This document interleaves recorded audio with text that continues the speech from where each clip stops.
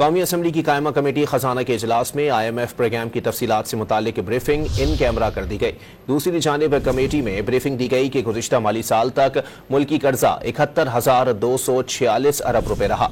आपको बताएं कि सहाफ़ियों ने IMF से मुतालिक ब्रीफिंग से बाहर निकालने पर उमर अयूब से शिकवा किया, जिस पर उमर अयूब ने जवाब दिया कि उन्होंने कौन सा सांप निकालना है। कौमी असम्बली की कायमा कमेटी खजाना के इजलास में IMF प्रोग्राम की तफसीलात से मुतालिक ब्रीफिंग इन कैमरा कर दी गई। दूसरी जानिब कमेटी में ब्रीफिंग दी गई कि गुज़िश्ता माली साल तक मुल्की कर्जा 71,246 अरब रुपए रहा, जबकि सहाफ़ियों की जानिब से IMF से मुतालिक ब्रीफिंग से बाहर निकालने पर उमर अयूब से शिकवा किया गया, जिस पर उमर अयूब ने मीडिया के नुमाइंदों को जवाब दिया है कि उन्होंने कौन सा सांप निकालना है।